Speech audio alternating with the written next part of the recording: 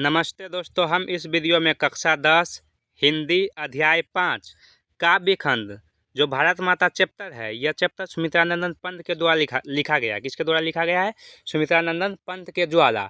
इस चैप्टर से जितने अभिव्यक्ति क्वेश्चन बन सकते हैं, हम सभी अभिव्यक्ति क्वेश्चन को देखेंगे। तो चलिए वीडियो को शुरू करते हैं। पहला नंबर क्वेश्चन कह रहा है कि भारत माता कविता को किस कवि ने लिखा है। बोला भारत माता जो कविता है उसे किस कवि ने लिखा? तो सुमित्रानंदन पंत ने लिखा। किसने लिखा? सुमित्रानंदन पंत ने। तो एक का ऑप्शन बी सही हो जाएगा। भारत माता कविता को किसने लिखा है? सुमित्रानंदन पंत ने। चलिए 2 नंबर क्वेश्चन की ओर बढ़ते हैं। 2 नंबर क्वेश्चन कह रहा है कि सुमित्रानंदन पंत का जन्म कब हुआ था।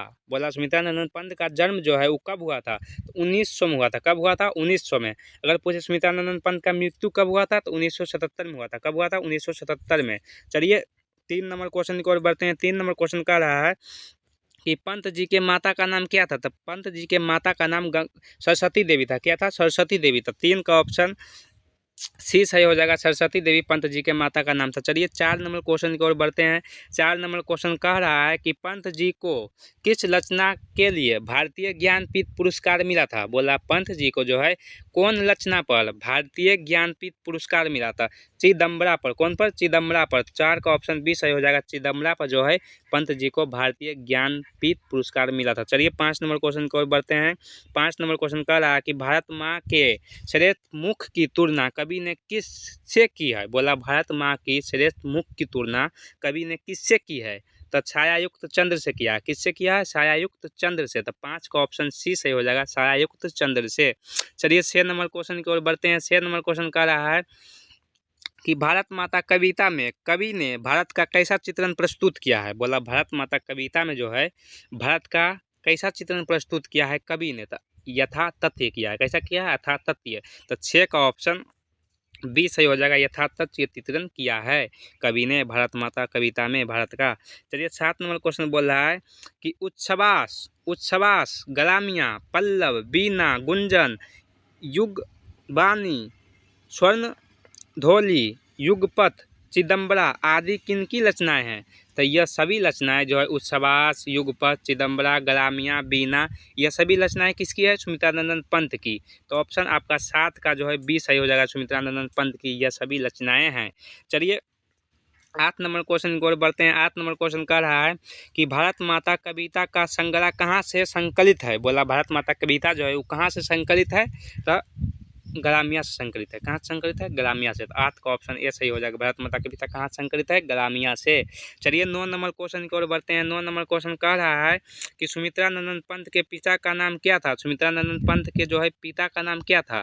तो पिता का नाम था गंगादत्त पंत। क्या था? गंगादत्त पंत। तो 9 का ऑप्शन सी सही हो जाएगा। गंगादत्त पंत। चलिए 10 नंबर क्वेश्चन की ओर बढ़ते हैं। 10 नंबर क्वेश्चन कह रहा है कि पंत जी किसके विख्यात कवि थे? तो पंत जी जो है उस छायावादी के विख्यात कवि थे। किसके विख्यात कवि थे? छायावादी के विख्यात कवि थे। तो 10 का ऑप्शन ए सही हो जाएगा। पंत जी छायावादी के विख्यात कवि थे। चलिए 11 नंबर क्वेश्चन की ओर बढ़ते हैं। 11 नंबर क्वेश्चन कह रहा है कि पंत ने मिट्टी की प्रतिमा उदासनी किसे कहा है? बोला पंत ने मिट्टी की प्रतिमा उदासनी किसे कहा है? तो भारत माता को कहा। किसको कहा है? भारत माता को। 11 का ऑप्शन सी सही हो जाएगा। भारत माता को कहा है। चलिए 12 नंबर क्वेश्चन की ओर बढ़ते हैं। 12 नंबर क्वेश्चन कह रहा है कि स्वर्ण किरण किनकी रचना है? बोला स्वर्ण किरण जो है उसको किसने लिखा है? तो स्वर्ण किरण को जो है किसने लिखा है? सुमित्रानंदन पंत ने। तो 12 का ऑप्शन डी सही हो जाएगा। सुमित्रानंदन पंत ने लिखा है स्वर्ण किरण को। चलिए 13 नंबर क्वेश्चन की ओर बढ़ते हैं। 13 नंबर क्वेश्चन कह रहा कि कवि पंत के अनुसार भारत माता का आंचल कैसा है? बोल रहा कवि पंत के अनुसार भारत माता का जो आंचल है वो कैसा है? तो धूल भरा है। कैसा है? धूल भरा। भारत माता के आंचल में क्या हो गया है? धूल भर गया था। 13 का ऑप्शन बी सही हो जाएगा। धूल भरा है। चलिए 14 नंबर क्वेश्चन की ओर बढ़ते हैं। 14 नंबर क्वेश्चन कह रहा है कि कवि के अनुसार भारत माता है, माफ़ कीजिएगा टाइपिंग करने में गलती हो गया था, यहाँ कवि है। कवि के अनुसार जो है भारत माता क्या है, तो कवि के अनुसार भारत माता क्या है, ग्राम वासिनी। भारत माता कहाँ बसती है, गाँवों में। तो 14 का ऑप्शन ए सही हो जाएगा। कवि के अनुसार भारत माता क्या है, ग्राम वासिनी, यानी कि भारत माता जो है वो गाँव में बसती है। चलिए 15 नंबर क्वेश्चन की ओर बढ़ते हैं। 15 नंबर क्वेश्चन कह रहा है कि जन्म के 6 घंटे बाद किनकी माता का देहांत हो गया है। वो क्वेश्चन बोला है कि जन्म के 6 घंटे बाद जो है किनकी माता का जो है मृत्यु हो गया था। तो जन्म के 6 घंटे बाद सुमित्रानंदन पंत की माता का मृत्यु हो गया था। जब सुमित्रानंदन जन्म लिया था तो 6 घंटे बाद ही उनकी माता का मृत्यु हो गया था। 15 का ऑप्शन बी सही हो जाएगा। चलिए 16 नंबर क्वेश्चन को बढ़ते हैं। 16 नंबर क्वेश्चन कह रहा है कि कवि पंत के अनुसार गंगा यमुना में क्या प्रवाहित हो रहे हैं। बोला कवि पंत के अनुसार जो है गंगा यमुना में क्या प्रवाहित हो रहे हैं, तो आंसू हो रहे हैं। क्या हो रहे हैं, आंसू। तो ऑप्शन आपका डी सही हो जाएगा, आंसू जल। चलिए 16 हो गया, ऑप्शन डी सही। चलिए 17 नंबर क्वेश्चन को बढ़ते हैं। 17 नंबर क्वेश्चन कह रहा है कि कवि के अनुसार भारत माता की कितनी संतानें। बोला कवि के अनुसार भारत माता की कितने संतान है, वो सभ्य है, वो शिक्षित और निर्धन है। बोला कवि के अनुसार जो है भारत माता की कितने संतान है, वो सभ्य है, वो शिक्षित और निर्धन है। तो 30 को थी, कितने संतान है, 30 को थी। तो ऑप्शन आपका 17 का सी सही हो जाएगा, 30 को थी। चलिए 18 नंबर क्वेश्चन की ओर बढ़ते हैं। 18 नंबर क्वेश्चन कह रहा है कि पंथ की काव्य कृति है। बोला पंथ की जो है काव्य कृति है, तो ग्राम्या भी पंथ की है, पंत जी ने ही लिखा है।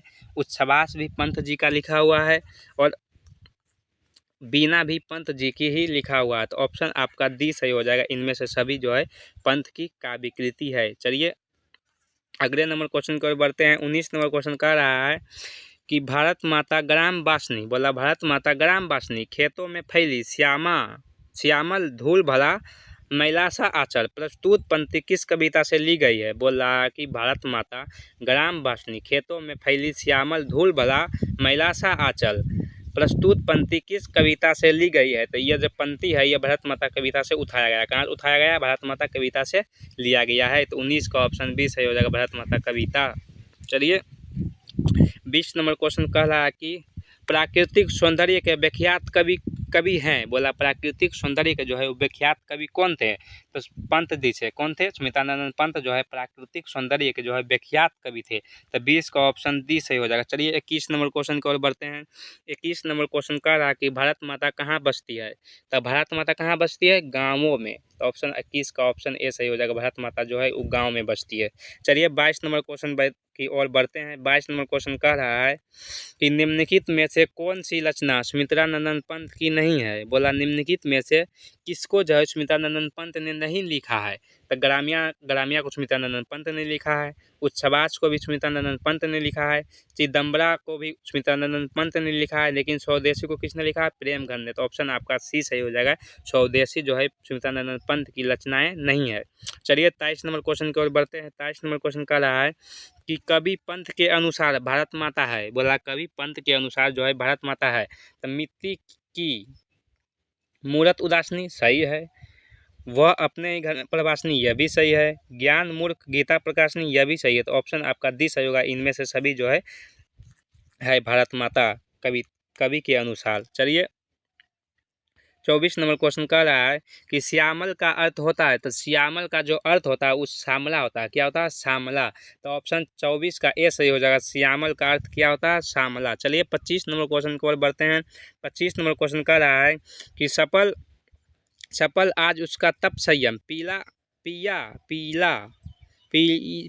अहिंसा सतन्य सुधोपन किस कविता के पंक्ति से लिया गया है। बोल रहा है कि सफल आज उसका तप संयम पिया अहिंसा सतन्य सुधोपन किस कविता के पंक्ति से लिया गया। तो यह भारत माता कविता के पंक्ति से लिया गया था। 25 का ऑप्शन बी सही हो जाएगा, भारत माता कविता के पंक्ति से लिया गया। चलिए 26 नंबर क्वेश्चन की ओर बढ़ते हैं। 26 नंबर क्वेश्चन कह रहा है कि सुमित्रानंदन पंत का अंतिम काव्य निम्नलिखित में से कौन है। बोला जो सुमित्रानंदन पंत है उसने अंतिम काव्य कौन सा लिखा है, यानी कि अंतिम बार जो लिखा था उसे क्या कहते हैं, उसे लोक यातन कहते हैं।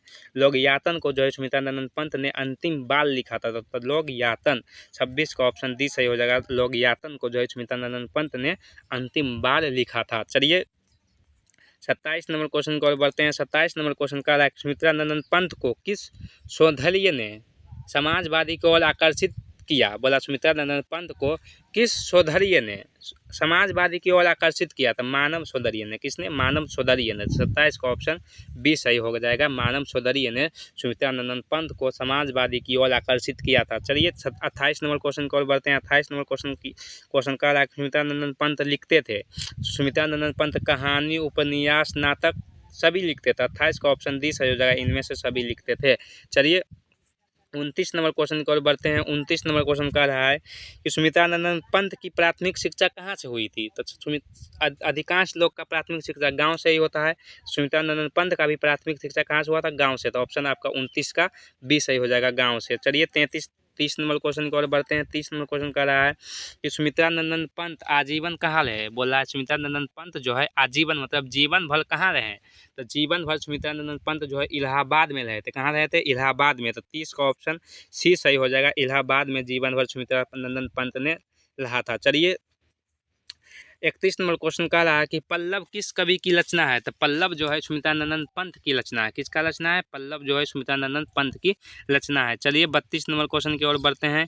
32 नंबर क्वेश्चन का रहा है कि सुमित्रानंद पंत का मृत्यु कब हुआ था? सुमित्रानंद पंत का जो मृत्यु हुआ था वो 1977 में हुआ था। कब हुआ था? 1977 में। तो ऑप्शन आपका 32 का बी सही हो जाएगा। अगर पूछेगा सुमित्रानंद पंत का जन्म कब हुआ था तो 1900 में। चलिए 33 नंबर क्वेश्चन की ओर बढ़ते हैं। 33 नंबर क्वेश्चन बोल रहा है कि प्राकृतिक का सुकुमार कवि किसे कहा जाता है? क्योंकि यह जो है सुकुमार कवि जो है प्राकृतिक का सुकुमार कवि पंत जी को कहा जाता है, लेकिन यह एनसीईआरटी बुक में दिया गया नहीं है। चलिए 33 का ऑप्शन आपका डी सही हो जाएगा। प्राकृतिक का सुकुमार कवि जो है पंत जी को कहा गया, लेकिन यह एनसीईआरटी बुक में दिया गया नहीं है। चलिए 34 नंबर क्वेश्चन की ओर बढ़ते हैं। 34 नंबर क्वेश्चन का रहा है कि कवि के अनुसार भारतीय लोगों पर कौन अत्याचार कर रहे हैं? तो कवि के अनुसार जो है भारतीय लोगों पर अंग्रेज लोग अत्याचार कर रहे हैं। कौन कर रहे हैं? अंग्रेज लोग। तो 34 का ऑप्शन ए सही हो जाएगा। कवि के अनुसार भारतीय लोगों पर अंग्रेज लोग अत्याचार कर रहे हैं। चलिए 35 नंबर क्वेश्चन की ओर बढ़ते हैं और इस चैप्टर का लास्ट क्वेश्चन है।